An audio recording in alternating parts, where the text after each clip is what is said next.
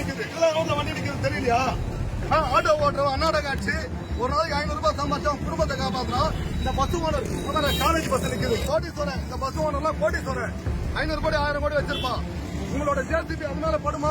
ஜேசிபில எடுத்து ஒரு லாரியில வச்சு அமுக்கி வாகனத்தை உடைச்சு ஒரு இவ்வளவு பேரோட வாழ்வாதாரத்தை கெடுத்துருக்காங்க.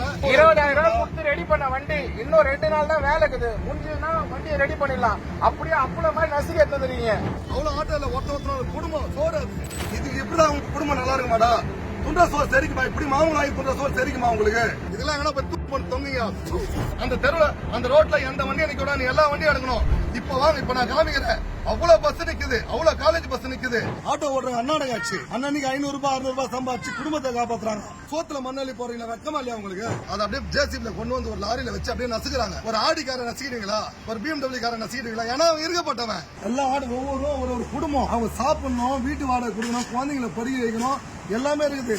ஆட்டோவை எடுத்துட்டு வந்து நீங்க இந்த மாதிரி ஜேசிபில வச்சு ஒரு லாரியில வச்சு சாக்கடையில கொண்டு வந்து போட்டிருக்கீங்க. அரசாங்கம் யாருக்கு இருக்கப்பட்டவங்க அரசாங்கமா? Bus ஓனது college ஓனது அரசாங்கமா? இதுக்கு ஒரு தீர்வு கிடைக்கிற வரைக்கும் நாங்க இது விடுற மாதிரி இல்லைங்க. நாங்க முதல்ல ஒழுங்கா முறையிட போறோம். இதுக்கு சரியான தீர்வு கிடைக்கலன்னா கண்டிப்பா சொல்றேன், இதுக்கு நியாயம் கேட்டு நாங்க கிண்டியில போராட்டம் பண்ணுவோம், ரோடு மறியல் பண்ணுவோம். சென்னை மாநகராட்சி கிண்டி மற்றும் ஆலந்தூர் சாலையில் டிங்கர் வேலைக்காக நிறுத்தி வைக்கப்பட்டிருந்த ஆட்டோக்களை அப்பளம் போல நொறுக்கி குப்பை கிடங்கில் கொட்டிய மாநகராட்சி அதிகாரிகள்.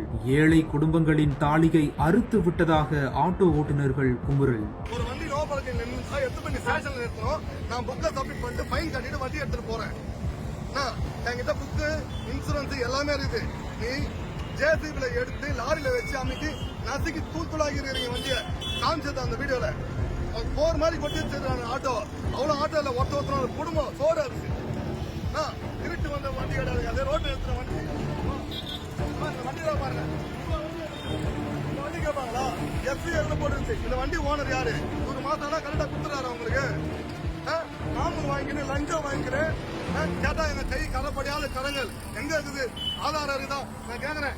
இந்த வண்டியெல்லாம் விட்டுட்டு இவ்வளவு வண்டியை விட்டுட்டு ரோட்ல நிக்கிற ஆட்டோலாம் எடுத்து நசுக்கி எடுத்துட்டு போறீங்களே, உங்களுக்கு வெக்கமே கிடையாதா? இந்த ரோட்ல நின்ற வண்டி தான் இதே ரோட்ல இவ்வளவு பஸ் பாருங்க. பாருங்க, இது ஒரு பிரைவேட் பஸ். இதே ரோட்ல நிக்குது. இந்த பஸ்ஸோட ஓனர் வந்து ஒரு கோடீஸ்வரன். இவ்வளவு வண்டி நிக்குது. இதெல்லாம் ரோட்ல வண்டி நிக்குது தெரியலையா? ஆட்டோ ஓட்டுறவன் அன்னாட காட்சி ஒரு நாளைக்கு 500 ரூபாய் சம்பாதிச்சோம் குடும்பத்தை காப்பாத்துறோம். இந்த பஸ் ஓனர் காலேஜ் பஸ் நிக்குது. கோடீஸ்வரன். இந்த பஸ் ஓனர்லாம் கோடீஸ்வரன். 500 கோடி 1000 கோடி வச்சிருப்பான்.